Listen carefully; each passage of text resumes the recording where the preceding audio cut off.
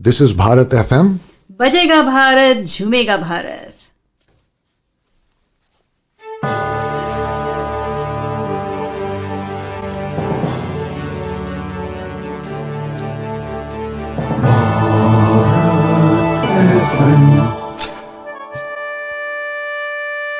ये है Bharat FM.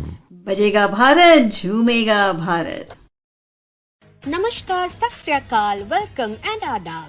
You are listening to Bharat FM, a one-of-its-kind, multilingual, eclectic provider of entertainment, information and news to Indian Americans. Headquartered in Cincinnati, Ohio, Bharat FM airs shows out of Cincinnati, Chicago and Phoenix. We take pleasure in our ability to cater to your bhakti, chusti, sphurti, shakti and masti needs with our audio and visual shows. Check out bharatfm.com for our online program schedule and archives. I'm sure the content will definitely tickle your senses. Tune in via the 24-hour web streaming on bharatfm.com or via the Bharat FM app. More information can be procured at 513-488-5070. Hello, good evening, good morning, namaskar. Welcome to Storytellers Café on Bharat FM, a weekly segment every Sunday at 9 p.m. Indian Standard Time and 11:30 a.m. Eastern Daylight Time. Welcome to all viewers and listeners from across the United States, especially Cincinnati, Phoenix, and Chicago, and all over India and also across the world. Friends, we did miss last Sunday segment. That was the first time since June 2020 that Storytellers Cafe did not broadcast on Sunday. Our guest was otherwise indisposed and I decided to take a break. I'm your host, Usha Venkatraman. How are you all doing?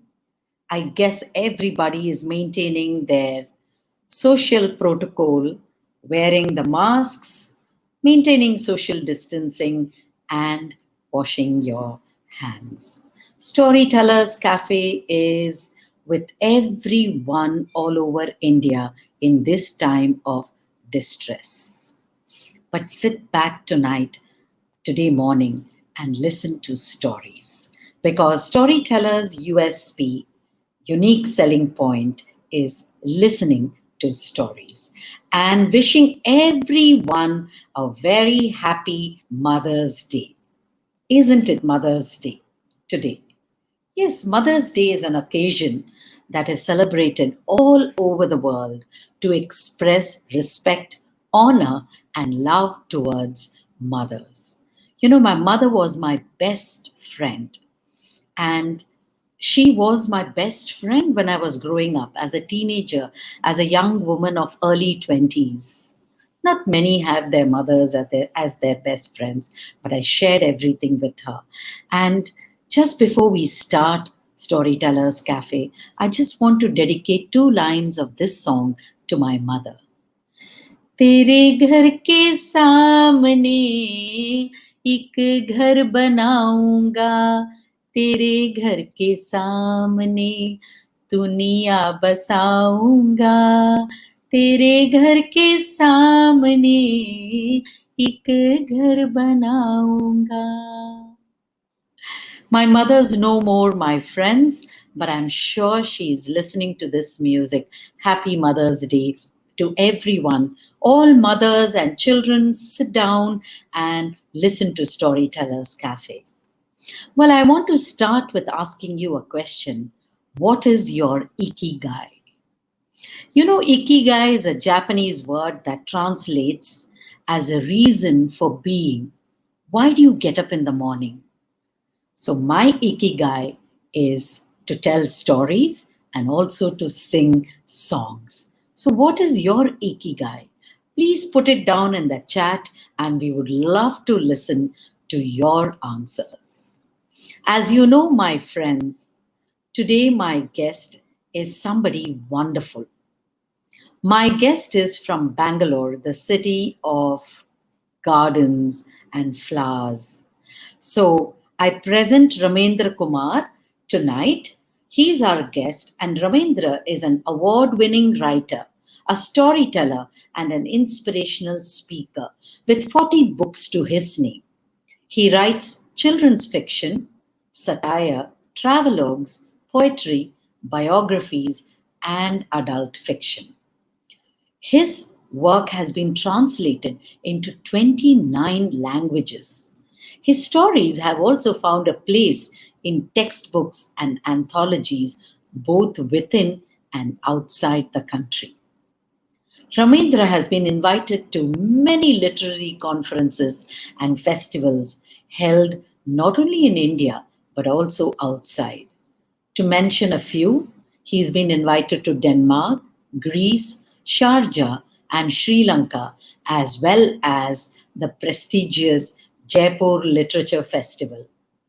Ramendra also conducts workshops for parents across the country and also takes sessions for institutions and corporates. We are going to ask Ramendra right at the beginning what made Ramendra or Raman or Ramen, I will let him tell us, who was served as a general manager, corporate communications with SAIL India in the Rourkela Steel Plant. How did he decide to become a storyteller, an author, and writer? Because he says he wanted to pursue his Ikigai. You can follow Raman on his website www.ramendra.in, as well as on Facebook ramendrakumar.526, on Instagram at 25 Ramendra, and on Twitter handle at Ramen Kumar. So, friends, let me, without much further ado, invite our guest on to Storytellers Cafe. Welcome, Ramendra. Thanks, Usha. Thanks for inviting me to this amazingly awesome platform. It's my honor and my privilege to be here. It's our honor, Ramendra. Every guest we are honored to host. So, and you're especially wonderful storyteller, author. I have known you for the last 10 to 12 years. If you recall, we met at the Buckaroo Children's Literature Festival long, long back. So, Ramendra, welcome to Storytellers Cafe. Can you tell us a little bit about your Ikigai and what made this transformation from SAIL to becoming a children's author, writer, and storyteller? Yeah, so the first ever attempt at creativity was when I was 7 years old, and I had written this poem, possibly the worst poem ever written. It went something like this: Topsy and Tim went for a swim. Topsy swam well and broke the spell. Tim swam badly and went home sadly. A very sad poem. But the poet in me was extremely, extremely proud that I had written some kind of a masterpiece. So I took that poem, scribbled in my spidery scrawl to my father, and I thought he might say that, what is this you're indulging in? You should read maths or science, or solve computer problems like Mr. Chadda sang Putul. He didn't do any of these things. He just read the poem, picked me up, gave me a tight hug, and said one word: wonderful. If today I'm a writer with 40 books, 29 translations, so many awards, blah, blah, blah, it is because of that gesture, that sweet gesture by my father, and that one single word of encouragement: wonderful. As I grew up, I moved to writing adult fiction, satires, poems.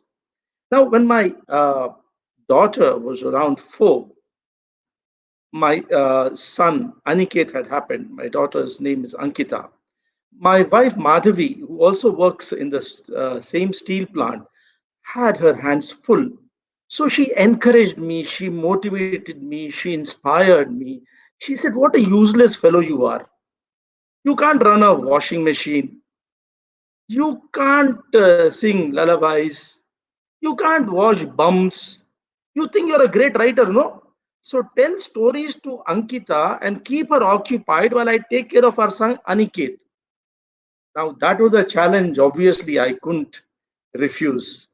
So I decided to tell her stories. Now the egoist that I am, I thought, why Panchatantra? Why should I tell stories from Panchatantra, Ramayana, Mahabharata, Jataka tales? I'll think of my own stories. So I started thinking up little tales and telling them to Ankita. She simply lapped them up. I'm not very sure whether it was the content of the story or my antics, singing and dancing and jumping around.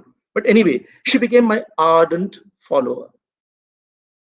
A couple of years later, when Aniket was around 3.5 or 4, he joined my audience and doubled it. But the issue here was they had exactly different tastes. Now, my daughter Ankita liked the kind of stories. Once upon a time, long ago, there lived a beautiful princess. She fell in love with a tall, dark, handsome prince. Just then in strode a Rakshasa, and he enslaved the princess and put her in the dungeon.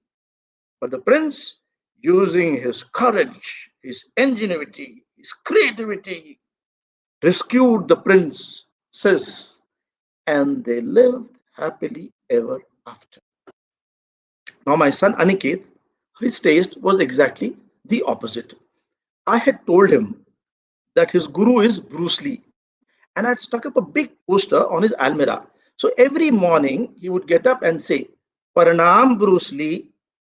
And Aniket liked stories. His heroes were Batman, Spider Man, Superman. Fortunately, not Padman because Padman had not been invented then. And the kind of stories he liked was in the third or fourth sentence, the hero would be grabbing the lips of the gang members of the villain and pulling it apart. By the time it was the 17th or 18th sentence, the hero would be removing the kidney of the villain, stuffing it in his mouth. The first kidney transplant. And by the time the story ended, it was blood and gore and violence. Dishum, dishum all the way. Now, for me to balance once upon a time, long ago, and this dishum dishum was one hell of a task. But fortunately, I managed to do that. They loved the stories which I told them, and the stories which they approved went to the word processor and to the editor, and they finally started getting published, and I became a writer. But if there was some kind of difference of opinion in terms of the stories, as far as prince and princesses and villains and this thing was concerned, Dishum Dishum was concerned, there was one type of story which they really loved, and that was scary stories, spooky stories, horror stories. And I remember the scene very clearly.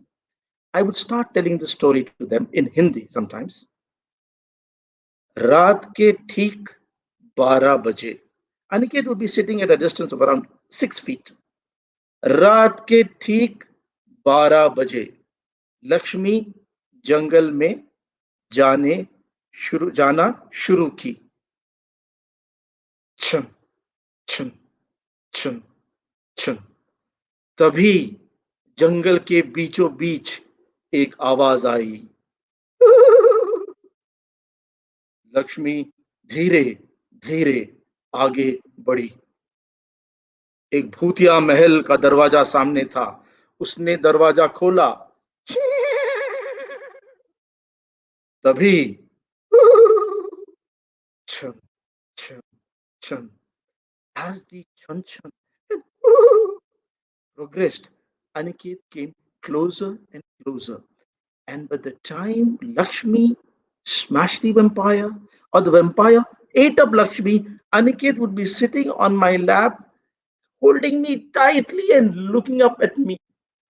Believe me, this is one of the most endearing memories of me as a storyteller. And there are so many memories like these. On summer twilights, cold winter nights, those rainy afternoons, Aniket and I sat together and created this wonderful, magical, beautiful world of spooks and dragons and princesses and fairies and dwarfs and elves. And in this magical world, we existed for God knows how many years. And even now, if you ask me or you ask the kids, that was the best time of their lives. So, nothing like stories and nothing like storytelling. That is my ikigai. Thank you, Ramendra. You have whetted my appetite. I don't want to say anything.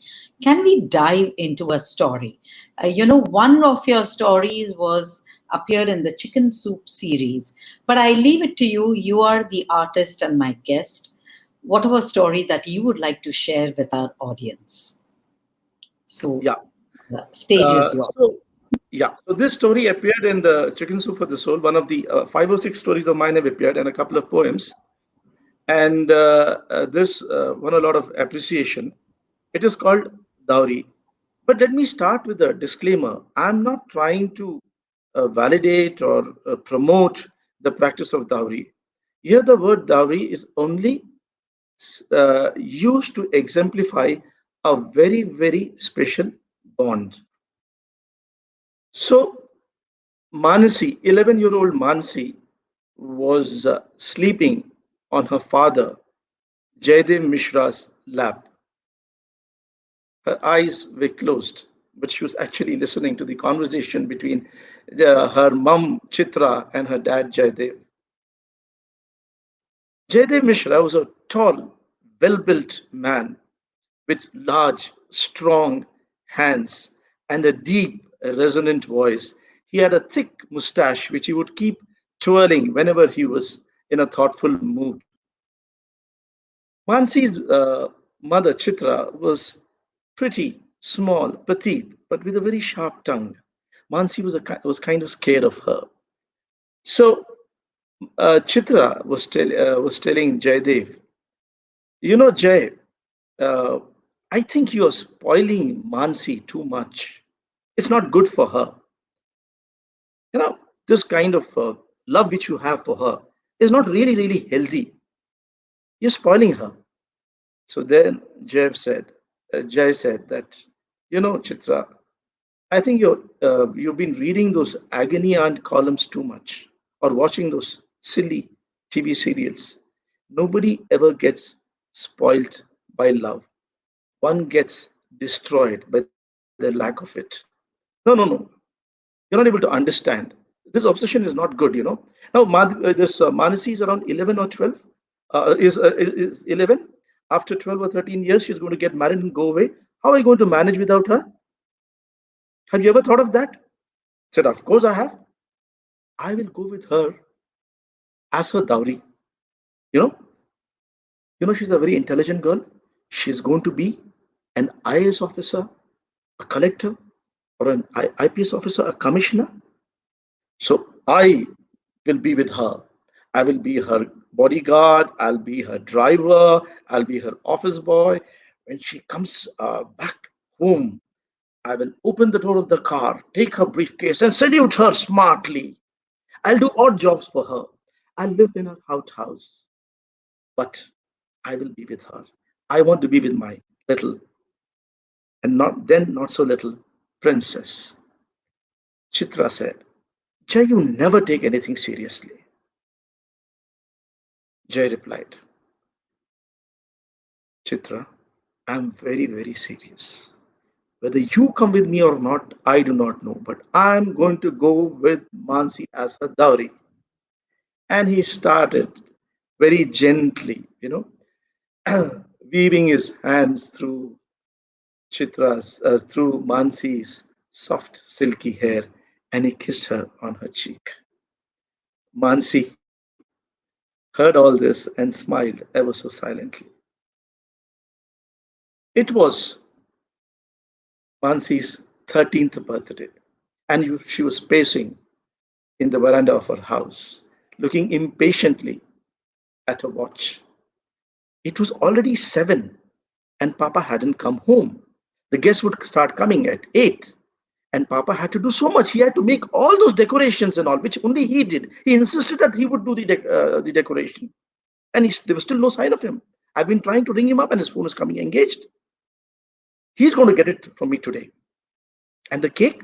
And the cake from the bakery also hasn't happened. Just then the phone rang and Mansi picked it up. Papa, this is too much. How could you do this to me on today of all days? This is my birthday. Ma, please, please, please forgive me, Ma. You know, my boss is as difficult to please as you. I've been stranded in a meeting, stuck in a meeting for God knows how long. But don't worry, I'm in the bakery and the cake has come out so beautiful. While the cake was getting packed, I thought I'll give you a ring and explain. Otherwise, my little princess will turn me into a toad. And then what will happen to poor Papa? He said, laughing. Mansi couldn't help smiling. She knew Papa had this way with him. And every time when he called her Ma in that special tone, she would forget all her anger. Mansi, which dress are you wearing? Papa, again you have forgotten. What's happening to your memory today? You told me that I have two choices, the yellow frock and the red and green ghagra. And I would try both of them, and whichever you would like, I would wear. Oh, Princess Mama, I'm so sorry, my ma. Don't worry, don't worry. You're absolutely right. Just give me 15 minutes and I'll be there with you. Around half an hour later, there was a phone call. Chitra picked up. Bhabhi, this is Jugal here. There's bad news. What happened? Chitra asked. Jay has had a stroke. He's in the ICU of Birla Hospital and I'm sending the company car. Please come quickly. 20 minutes later, Mansi and Chitra were standing in front of the ICU. The doctors and nurses were moving in and moving out. Mansi had seen this scene in countless movies and TV serials, but she had never ever thought that one day she would be a part of this scene. Chitra was standing silently, tears flowing down her cheeks, her eyes completely blank. Just then, a grave looking doctor emerged from the ICU and shook his head. Chitra started screaming and collapsed on the floor. Nobody could believe that this had happened. Somebody who was so boisterous, so joyful, so much full of life. How could he collapse within a matter of an hour? He had suffered the first stroke in the car while coming from the bakery. Jugal was with him. He had rushed him to the ICU, and there Jay had had the second stroke and had collapsed. Everyone around Mansi was crying for days together.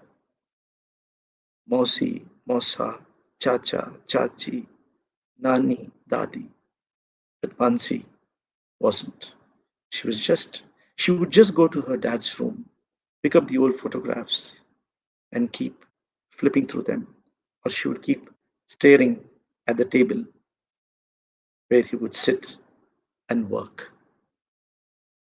One day, she told Chitra, Mama, why didn't you make that suji halwa which Papa likes so much? Today you should make it. The next day or a day after. Mama, winters are coming. Papa's blazer, there's a button missing from Papa's blazer. You should stitch it up. He looks so handsome in that blazer. Much better than your precious Shah Rukh Khan.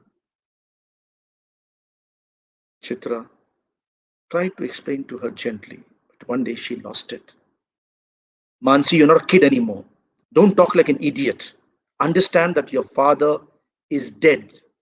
Didn't you see his photograph on the funeral pyre? He is never ever going to come back. And the sooner you accept this, the better it is for you and for me. Mansi just stood looking at her and said, "No, all of you are lying. My papa never lies to me. If he had to go somewhere, he would have told me and gone. He's going to come back. He's going to throw me high in the air and give me a hug and say, 'Ma, see how I caught you by surprise, didn't I?'" And she walked away. Chitra went to their family physician, Dr. Sanjeev Mohanty, and explained the situation. "Chitra, I can understand. Mansi is in a very deep state of shock. She needs to cry.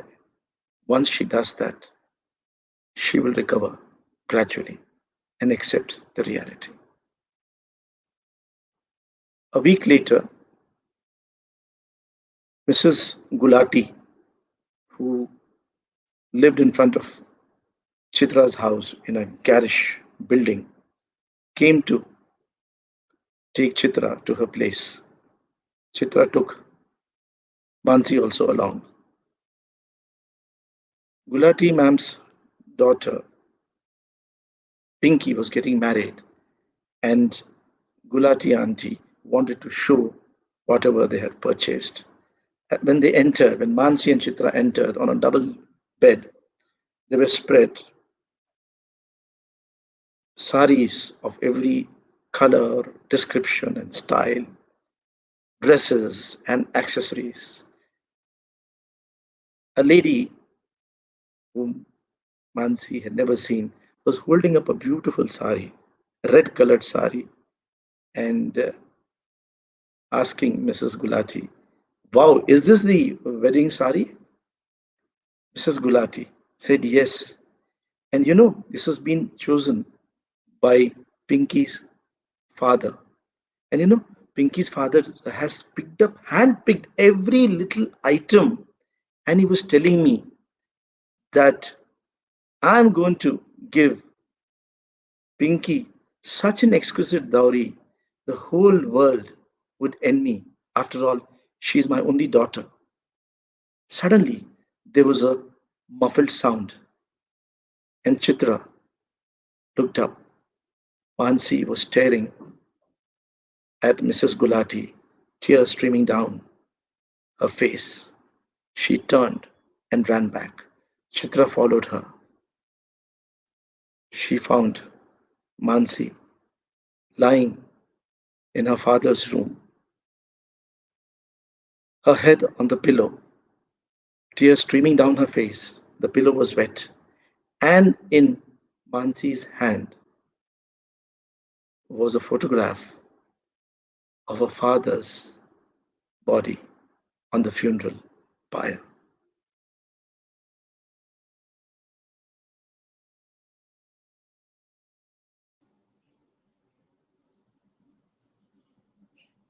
Deeply touching, Ramendra.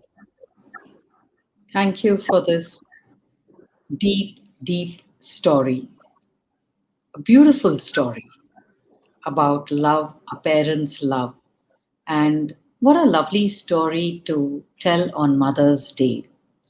Because our primary caregiver can be a mother or a father. I mean, we have a Mother's Day and a Father's Day. But I think when we spoke, I think your father has had a great impact on you while growing up. And I think you're also going to share a poem with us, which reads like a story dedicated to your father. So, can you tell a little bit to all the viewers and listeners? Uh, what was your how did you write this story? I mean, what kind of instigated? What was your inspiration? Actually, my boss in this was in 1999. So the character of Jai is kind of a little bit inspired by him, by his personality.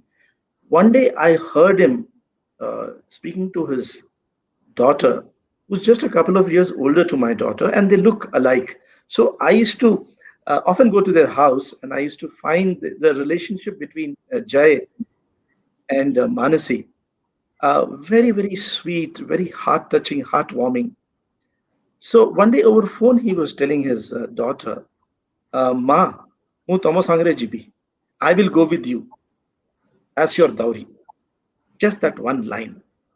And he actually suffered a stroke at a very young age of 48, and he was no more. So I was just thinking that what would be going on in his daughter's mind, because she was extremely attached to her dad. And that's how this story came. And I think that's why it resonates so much with many people across age groups. Thank you. Yes, I know that a writer's inspiration is also from the real life people around, characters that you encounter in your life. And thank you, Ramendra. It was indeed a very touching and a beautiful, heartwarming story. Thank you for that. Moving on, Ramendra, you have been awarded and invited to such prestigious literature festival, Jaipur Lit Fest, because that's the big mama, that's the biggie. Can you tell us a bit about the Jaipur Lit Fest? Yeah, so Jaipur Lit Fest doesn't have a children's section per se, as far as I know. So this was the outreach program, which is part of the Jaipur Lit Fest, and we are taking to different schools, and many of them are government schools. So there, the language becomes a bit, important. So I went to the school where I was told that I would be addressing kids around 10 to 14-year-olds. Yeah. When I walked in, there were 100 kids who were 6 to 8. So instantly, I had to change that story. And though the principal very proudly said that we are English medium and all, but frankly, I knew that if I had spoken in English, it wouldn't have resonated at all, because they were very tiny kids and all. So I immediately switched to Hindi, and that kind of a colloquial Hindi, because my father is from Lucknow, and also I can speak that kind of Hindi. So, and it was such a blast. That video is there on YouTube. Such a blast. The 6-year-old, 8-year-olds, jumping, screaming, and adding on. I think I got quite a few ideas from that narration. It was the story of a giant called Paplu, uh, which was chosen by Pratham in 2013 as the book of the year, or whatever they call it. And a lot of storytelling sessions were there. So the kind of response I got was absolutely amazing. Then they had taken me to another story, which was a completely Urdu medium school. And they told, no, our kids would understand. So there I had to again speak in Urdu, not in Hindi, but with a mix of Urdu. And they were all girls in hijab. And again, fortunately, because of my background, my father from Lucknow, so he knows Urdu, so he taught me a little bit of Urdu. I could just manage to convey. So these kind of surprises were there. But otherwise, what should I say? When you interact with children and you get the right kind of response, that is such a big high. That's why I keep saying that storytelling and writing is my Ikigai, because what can be a bigger high than 100, 200 kids shouting, screaming, and enjoying with you? And you are a master storyteller, a master craftsperson. So what can I tell you? No, Ramendra, please. मैं आपसे, I can only request you, because our listeners love Hindi and you said Urdu. तो आप एक दो वाक्य, sentences of that story, if you could just tell our listeners, I'm sure they would be thrilled, and I too would be thrilled to listen to the Lucknowi Hindi and the Urdu, just a few lines. I don't want the full story, just to listen to that beautiful language. Yeah. तो ये कहानी पपलू राक्षस की है. आप जानते हैं राक्षस कैसे होता है? बड़ा होता है. अरे बड़ा क्या, इतना बड़ा होता है, मेरे से 7 गुना. और ये सामने बेटा, तुम्हारा नाम क्या है बेटा? बंटी. ये बंटी से 10 गुना लंबा, चौड़ा, बड़ी बड़ी आंखें, ऐसी बड़ी बड़ी मूछ. लेकिन मेरा जो ये राक्षस है ना, ये 9 साल के बच्चे का था, लेकिन कद उसका लंबा था, लेकिन ये बहुत ही प्यारा सा था. उसको झगड़ा वगड़ा पसंद नहीं था. और हमारे राक्षस कैसे थे, उसके जितने भी सहपाठी, वो डायनासोर की पूंछ पकड़ के खींचते, और जो हाथी होता है ना, उसके कान पकड़ के मोड़ते, सूंड से गिलगिलियप्पा गिलगिलियप्पा गिलगिलियप्पा करके उठा के फेंक देते। लेकिन पप्पू को ये सब पसंद नहीं था। वो उनके साथ क्या करता, उनके साथ कबड्डी खेलता। तुम लोगों ने कबड्डी खेली है ना, कबड्डी कबड्डी कबड्डी कबड्डी कबड्डी कबड्डी कबड्डी कबड्डी कबड्डी कबड्डी कबड्डी कबड्डी कबड्डी कबड्डी कबड्डी कबड्डी, वैसे खेलता। और क्या खेलता, लंगड़ी खेलता। लंगड़ी जानते हो ना, एक दो पीछे मुड़ो, लंगड़ी खेलता। उसके बाद छुपा छुपी खेलता। और इसीलिए वो सारे जो राक्षस थे ना, इसको बिल्कुल पसंद नहीं करते। और लास्ट में क्या हुआ, जब वो खूंखार डाकू आया, तो राक्षस, पपलू राक्षस ने कहा, वो पूरे अपने कद का हो गया, बड़ा सा हो गया। और जो खूंखार डाकू था तो इतना सा ही था, भाई आदमी था ना वो, और ये तो राक्षस था। तो उसने उससे कहा, देखो खूंखार सिंह, अगर तुमने कभी भी इस गांव में आकर गांव वालों को परेशान करने की कोशिश की, तो मैं तुम्हें क्या करूंगा, तुम्हारे छोटे छोटे छोटे छोटे छोटे छोटे छोटे छोटे छोटे छोटे छोटे टुकड़े करके ऐसे खा लूंगा। क्योंकि पता है तुम क्या हो, तुम हो आम की गुठली, अंगूर का बीज, केले का छिलका, और डायनासोर की पूंछ का बाल। अरे went on. And as I started saying आम की गुठली, they would add something else and something else and something else, अनार का दाना and whatnot and all. It was so interactive and so much of fun. Ramendra, fantastic. Bravo. Very few authors are fantastic storytellers.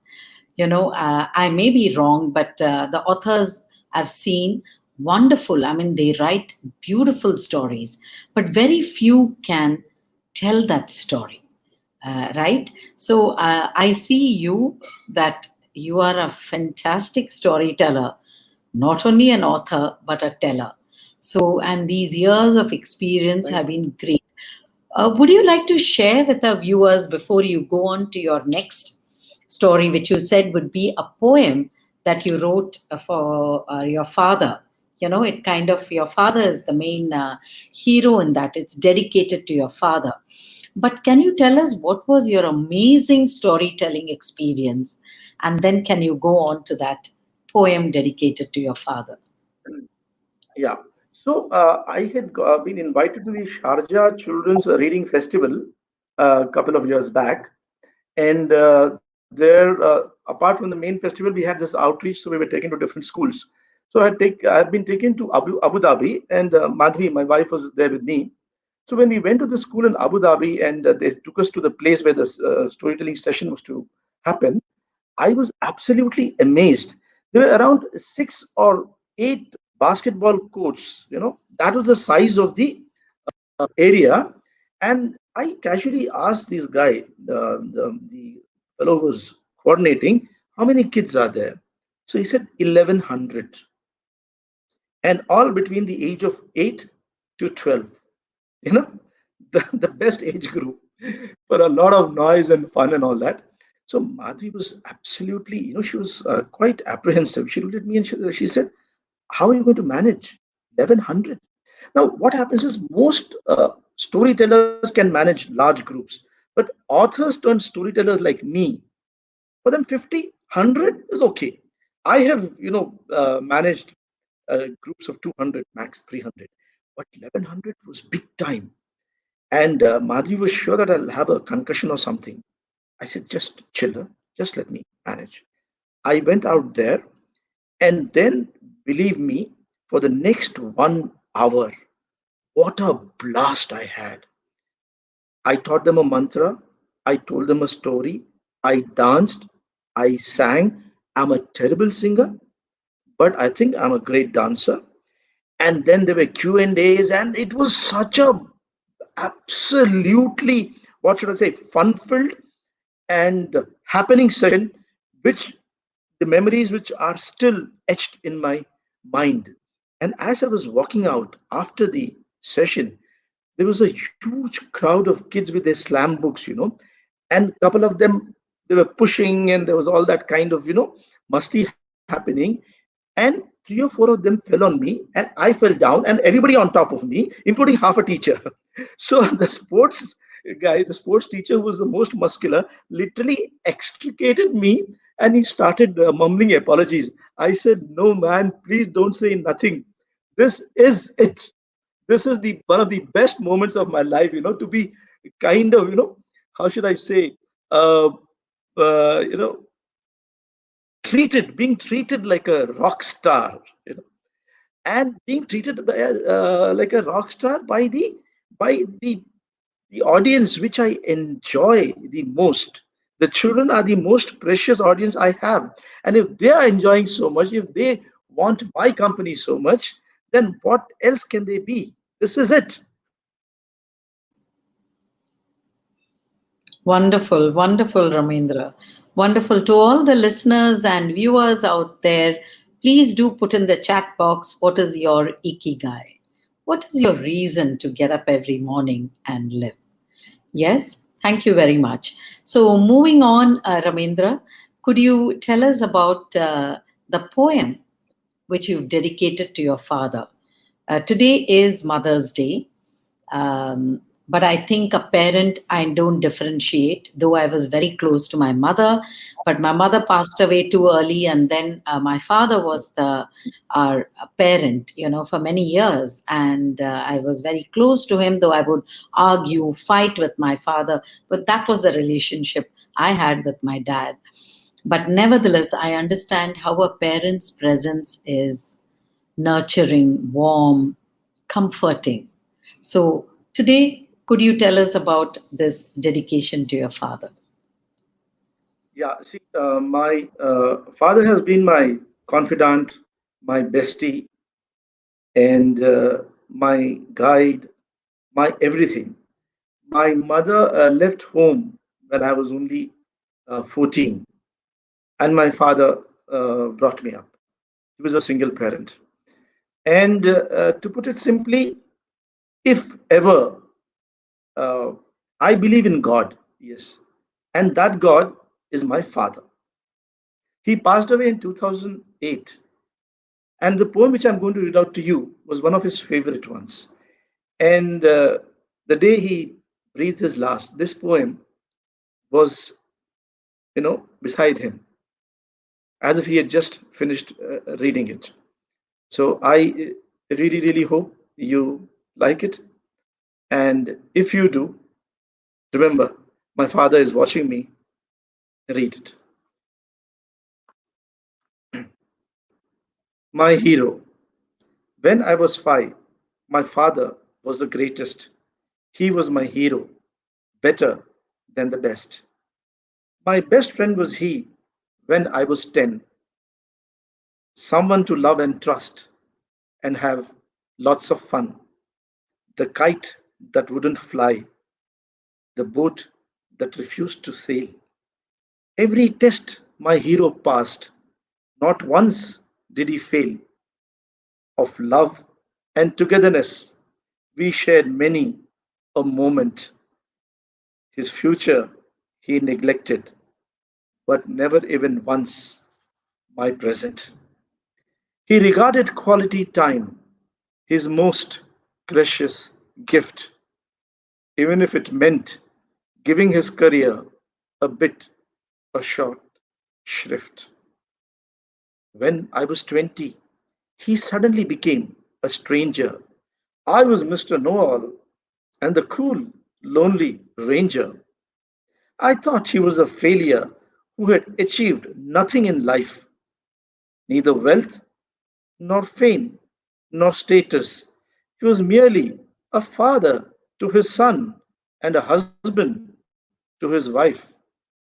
When he should have been climbing the ladder, he wasted his time on the family instead of busy instead of being busy in meetings.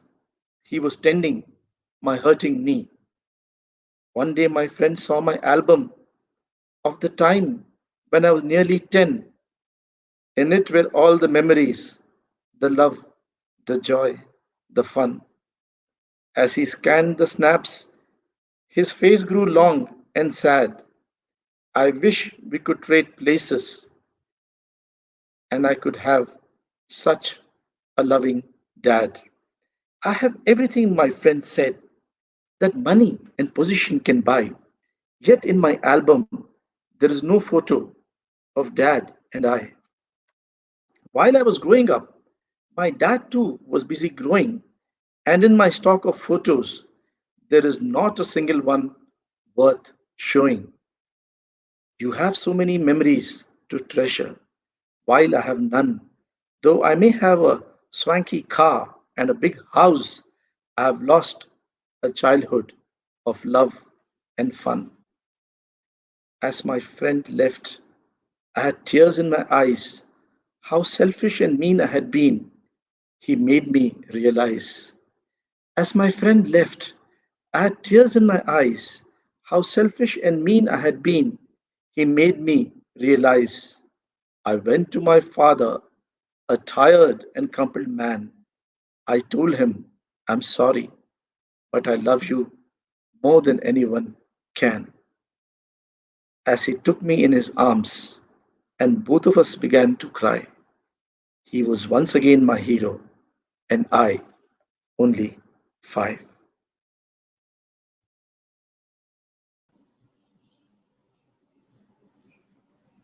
Thank you, Ramendra, for that beautiful tribute, beautiful tribute to your father. Thank you. Thank you.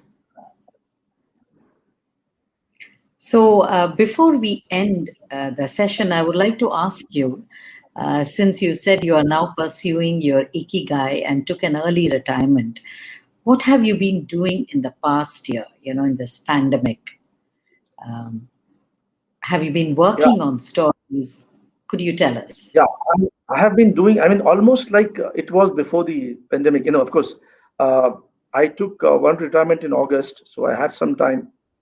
For me, I'm almost working to a timetable. I have written a book of spooky stories, and also the most important book I think I've written is one. It is called the Canine Chronicles. We have a lab whose name is Aryan, and so I have written a book from his point of view, and I think this is one of those rather rare books where it is written from the point of view of a canine. Now, this lab of mine, I don't call him a dog because a dog is a word which is very pejorative. It's almost a kind of an abuse. People like Dharmendra keep saying, kutte kamine tera khoon pee jaunga, tujhe kutte ki maut marunga and all. So I call him a guppy, grown up puppy. So the whole idea of the book came around when our entire family was together in Rourkela before we shifted to Bangalore for the first time in 12 years. All of us were working from home. My kids are 29 and 25. They're working from home. Madhvi was working from home. I was working from home. So I just thought of, I was just thinking what Aryan would be going through. The entire family is there. And I found that, like he's getting four times the love which you would normally get, four times the attention which you would normally get. And he's absolutely the cynosure of all eyes. And normally what happens is when I have heard instances when everybody gets together, single house and all that, especially two teenagers and two guys in their 50s and all, there are a lot of rough edges, there's a lot of conflict, some simmering stuff kind of thing happening and all that. But for us, we had a blast, for the simple reason that we had so much to uh, look back, so many memories which we had created over a period of time. Playing Scrabble, playing Ludo, dancing in the rain. There was a concept called Papa's Day Out, where Madhi would be sent to the office, and my kids and I would have a blast. So all these memories, Aryan is observing, he's watching, and he's enjoying it. Then there is a particular incident. He's sleeping, dead to the world. After a nice meal, and imagining that his sister Ankita is giving him ice cream, his mom is giving him some, what should I say, mango juice. His brother Aniket is feeding him a bone. I'm feeding him chopstick. And suddenly there's a huge racket, and he gets up, thinking like the asterisk that the sky is fallen on his head, or his biggest enemy, the neighbor's cat, Bhudevi, He's trying to chew up his ear, but the sound is coming from the veranda. So he rushes out, and there he sees the entire family beating the hell out of vessels, steel vessels. So then he thinks that, see, I always knew that these guys were off their rocker, but today I think they have lost it. Why are they beating vessels, and why is my papa, the worst singer on planet Earth, singing a Kishore Kumar song? So he rushes out and goes to his girlfriend called Priyambada or Pri. Then she tells him that you should keep watching TV. That day Modi Dadu came on the screen and he said that everybody should beat vessels to show their solidarity to the COVID warriors.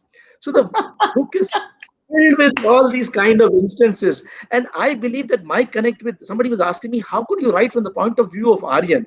So I said, I understand his vocabulary. His eyes speak, his eyes, soulful eyes speak. His tale has a stream of consciousness kind of narrative. So I know exactly what he's thinking, and that's why I could write the book. So I had a blast writing the book. Wonderful. Listeners and all the viewers, you can never take a storyteller, a story out of a storyteller or an author. Ramendra, I so enjoyed the Canine Chronicles, and we are looking forward to it being published. And do let me know, and I would love to have a copy of this. It is published. It's published? It's on Amazon. Okay.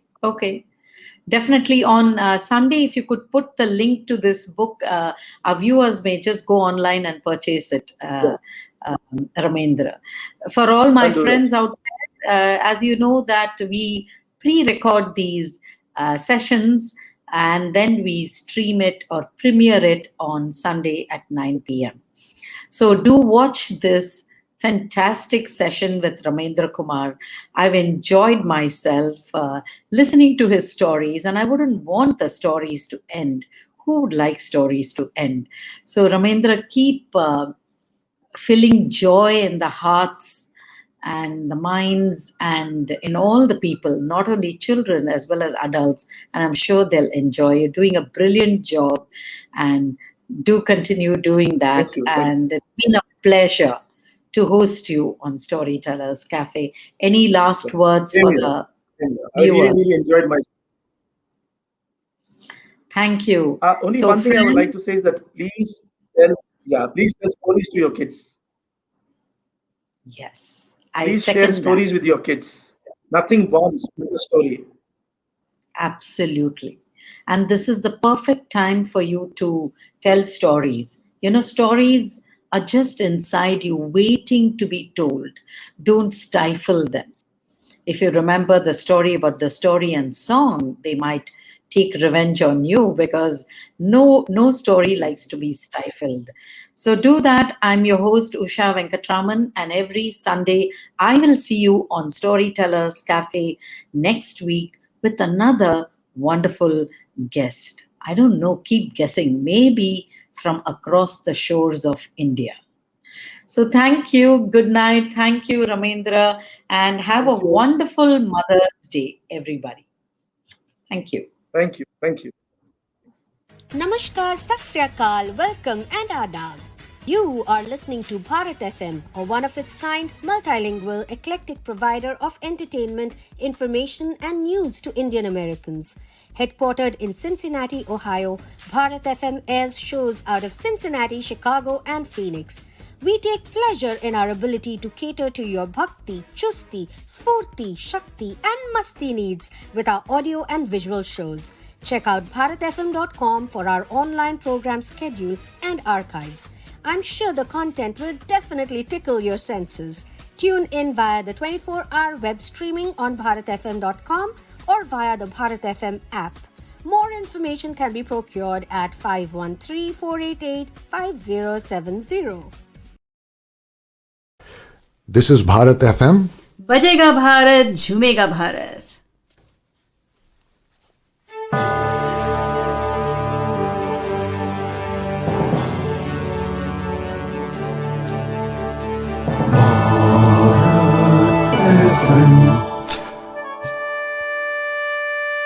ये है Bharat FM. बजेगा भारत झूमेगा भारत.